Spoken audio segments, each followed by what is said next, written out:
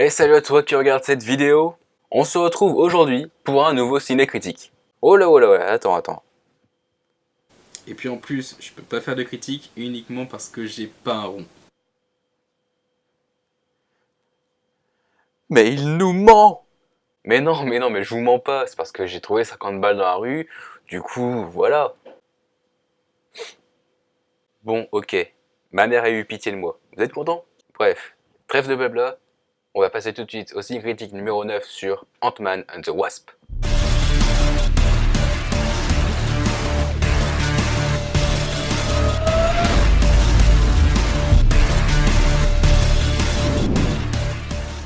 Ant-Man and the Wasp, ou Ant-Man et la guêpe en français, mais je préfère Ant-Man and the Wasp perso, réalisé par Peyton Reed et sorti en juillet 2018. Il s'agit quand même du 20e film du Marvel Cinematic Universe. Le 20e. Et c'est aussi la suite de Ant-Man, mais ça je pense que vous l'aurez compris quand même. Alors, Ant-Man and the Wasp, qu'est-ce que c'est? Bah c'est très simple en fait. Il s'agit de la suite de Captain America Civil War et c'est juste avant Avengers Infinity War. Ça se bloque pile poil entre les deux. Alors pour faire simple, on a Scott, donc Ant-Man, qui est coincé chez lui parce qu'il a participé à la guerre civile des Avengers, donc du coup il a un bracelet électronique, il est obligé de rester chez lui. Et de l'autre côté, on a Hop et Hank qui sont dans la merde, tout simplement à cause de Scott. Mais ces deux-là ont besoin de Scott pour pouvoir retrouver la mère de Hop qui est dans le monde quantique. Sauf que ça se passera pas aussi bien que prévu, mais ça je vous en dirai pas plus. Alors que penser de ce scénario? Eh ben franchement, c'était pas mal du tout. Il y avait vraiment de tout, il y avait de l'action, il y avait de l'humour, il y avait de l'amour, il y avait du suspense, c'était vraiment génial. Il manquait juste un tout petit truc, mais je sais vraiment pas ce que c'est. Quand tu regardes le film, tu dis putain il est génial, mais quand tu ressors tu dis bah merde il manque un truc.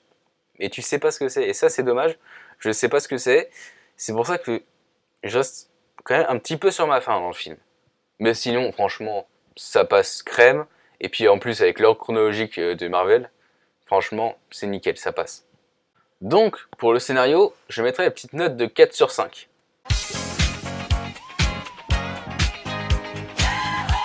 En ce qui concerne les personnages, je suis quand même un tout petit peu plus mitigé. D'un côté, on a les personnages intéressants, qui sont là au bon moment quand on en a besoin et sans surjouer, et de l'autre, on a les autres.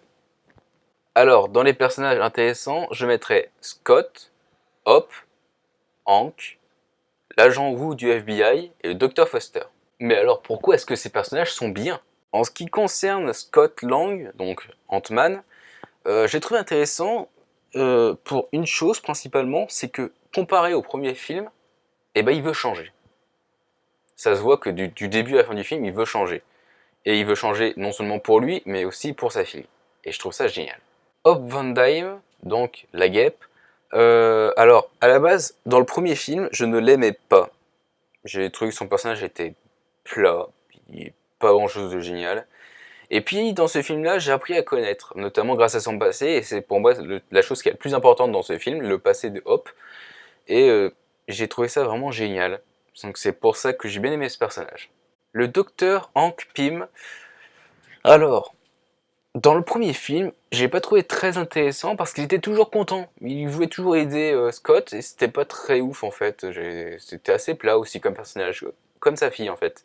Et dans ce film, et ben une révolution, je sais pas pourquoi, mais on le voit heureux, on le voit triste, on le voit en colère, on le voit amoureux. C'est ces différentes facettes des personnages qu'on voit dans un seul film qui me disent qu'un personnage peut être intéressant. Si on voit un personnage avec différentes facettes de lui dans un même film, pour moi c'est un personnage réussi. Et là c'est le cas. L'agent Wu. Ce personnage, c'est bizarre. Parce que tu sais qu'il peut attraper Scott à tout moment, et donc du coup tu pourrais le détester, mais tu n'y arrives pas. Tu n'y arrives pas, c'est un peu comme le patron du Daily Bugle dans Spider-Man. Tu sais que c'est un méchant entre guillemets, parce que il veut toujours la peau de Spider-Man, mais t'arrives pas à lui faire la gueule. Et ben c'est pareil pour lui, je trouve. Il veut la, il veut pas la peau non plus de Scott Lang, mais il veut quand même, il veut pas qu'il soit libéré, mais il est tellement drôle et attachant finalement qu'en fait tu peux pas lui faire la gueule. C'est ça qui est bien avec ce personnage. Le Dr Foster, dès le moment dans le film où tu le vois, tu te dis ah alors lui, ça va être un enfoiré. Mais ce qui est bien, c'est que finalement, c'est pas trop un enfoiré à la fin du film. Mais ça, je vous laisse voir le film, je vous laisse vous faire une image vous-même. Son changement d'attitude.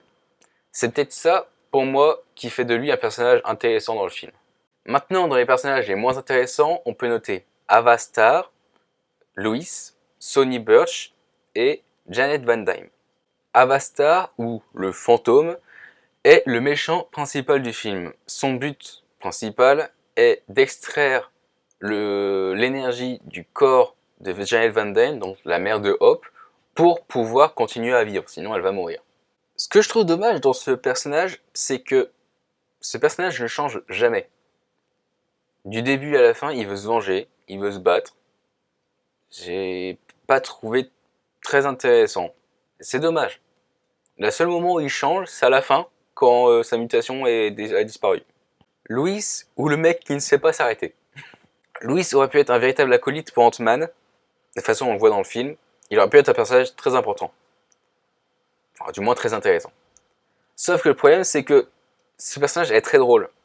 Voire trop drôle. Avoir des répliques drôles, c'est bien dans un film. Je dis pas le souci. Trop en avoir, ça devient un petit problème. Ça devient un petit problème parce que tout compte fait, le rôle de Louis en est réduit à ça. Il devient en gros un clown de service. Et du coup, pour moi, le problème c'est que après, il reste le clown de service et il reste pas très intéressant. Et c'est dommage parce que pour moi, Louis est un personnage important dans Ant-Man. Sonny Burch, alors le mec, il était censé avoir le rôle de méchant avec le fantôme, mais tout compte fait, ça reste juste un mec qui ne pense qu'à sa gueule. Bon, là vous allez me dire, mais Alex, la plupart des méchants pensent qu'à leur gueule. Alors oui, certes, je suis totalement d'accord avec vous, la plupart des méchants pensent qu'à leur gueule. Mais ceux-là sont intelligents. C'est loin d'être le cas pour Sonny. Du début à la fin du film, le mec il est totalement à la ramasse. Il a rien fait, la seule chose de bien qu'il a fait, c'était appeler le FBI pour que Scott se fasse niquer. Et même ça, il l'a raté. Janet Van Dyne, alias la mère de Hope, alias l'ancienne guêpe. Bon, ok, son apparition dans le film correspond peut-être à 10-15 minutes dans le temps d'apparition. C'est pas très ouf, mais certains personnages dans d'autres films, en 10 minutes, ils deviennent importants. Le peu de choses qu'elle a fait en l'espace de 10-15 minutes était logique, c'était une suite logique des choses, et c'est pour ça que c'est dommage, enfin, je vois pas l'intérêt de ce personnage-là à la fin du film en fait, ça devient trop logique. Donc pour le personnage, je mettrai la note de 3 sur 5.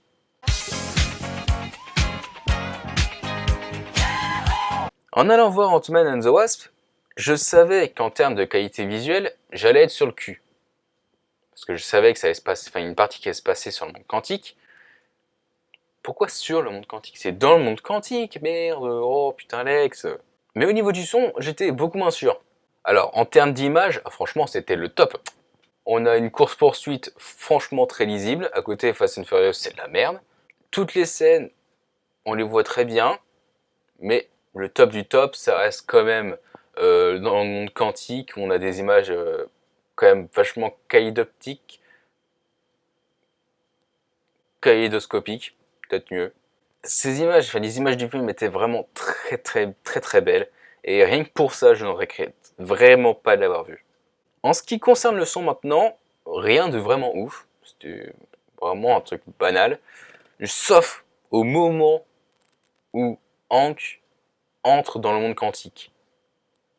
C'est-à-dire que t'as du son et tout, t'es normal, tu t'ambiances. Puis d'un coup, paf, plus un bruit. Plus un bruit dans le film, dans le cinéma. Quand t'es spectateur, t'as vraiment l'impression d'être dans le fin fond de l'espace, t'entends rien du tout, c'était génial. Franchement, c'était vraiment extraordinaire du point de vue visuel, du point de vue sonore un peu moins, mais comme je disais, avec le moment où il n'y a vraiment plus aucun son, c'était vraiment magique. Donc je mettrais quand même un petit 4 sur 5. Comme je disais au début du film, j'ai vraiment apprécié Ant-Man and the Wasp pour beaucoup de choses. Déjà parce qu'il m'a beaucoup fait rire, j'ai quand même ressenti pas mal de bonnes vibes, on va dire. C'était vraiment un film génial, sur différents points de vue, c'était vraiment bien, j'ai vraiment adoré. Mais il y a toujours un petit truc que je ne sais pas ce que c'est. Et du coup, ça m'énerve un petit peu, parce que du coup, je me dis, ah, il est génial, mais paf, et du coup, ça descend. Sinon, au niveau des émotions ressenties, eh ben, écoutez, j'ai adoré pas mal de choses, notamment l'amour filial entre Scott et sa fille, ou alors l'amour filial, entre guillemets, entre le Dr. Foster et Ava. Après, il y a aussi la petite scène d'amour entre Hank et sa femme quand ils se retrouvent, c'était vraiment magique, j'ai vraiment adoré. Sinon, à part ça, c'est pas non plus le genre de film où tu t'amuses à avoir des sentiments qui apparaissent d'un coup pour tout et n'importe quoi. Donc ça reste quand même assez faible en termes d'émotions ressenties. Même si j'ai vraiment très rigolé, très rigolé, ça se dit même pas. Enfin, ça se voit, je suis fatigué. J'ai beaucoup rigolé du début à la fin du film. Comme je disais, les sentiments d'amour filial qui sont nés, c'était vraiment beau aussi. Mais ça reste encore assez faible dans l'ensemble, donc je mettrai un 3 sur 5. Au final, roulement de tambour s'il vous plaît. Pour finir sur Ant-Man and the Wasp, je mettrai la petite note de 14 sur 20.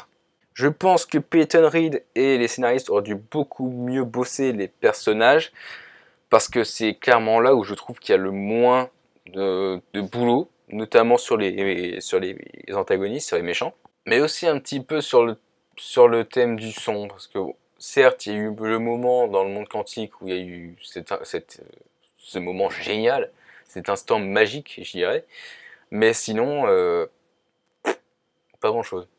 Au final, Ant-Man the Wasp reste un très bon film que je conseille de voir, notamment, enfin, après, je pense que le 14 sur 20 est mérité, oui et non, parce que même si je ne veux pas le comparer par rapport à Infinity War, inconsciemment, je le fais quand même.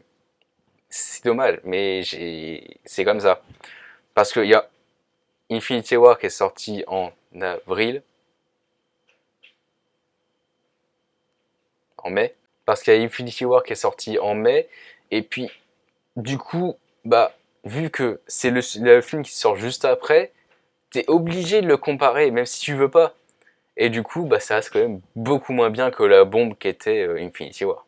Ça reste toujours très compliqué de passer derrière Infinity War quand t'es un film Marvel. Et d'ailleurs, je pense que pour le prochain Infinity War, ça fait la même chose.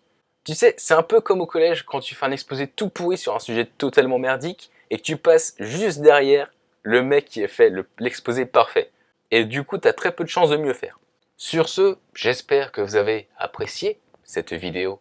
Laissez un petit pouce en l'air pour dire que vous avez apprécié, sinon n'hésitez pas à commenter, n'hésitez pas à vous abonner, à cliquer sur la petite cloche pour recevoir les notifications. Ah oui, c'est très important parce que sinon vous ne pourrez pas recevoir mes notifications. Vous ne pourrez pas recevoir pour dire « Oh tiens, ClickTicket a sorti une nouvelle vidéo !» Putain, je suis fatigué. Sinon, après, rejoignez-moi sur les réseaux sociaux, donc Facebook, Snapchat, Instagram, Twitter, comme d'hab. Hein. On se retrouve donc très bientôt pour une nouvelle vidéo. Tchuss!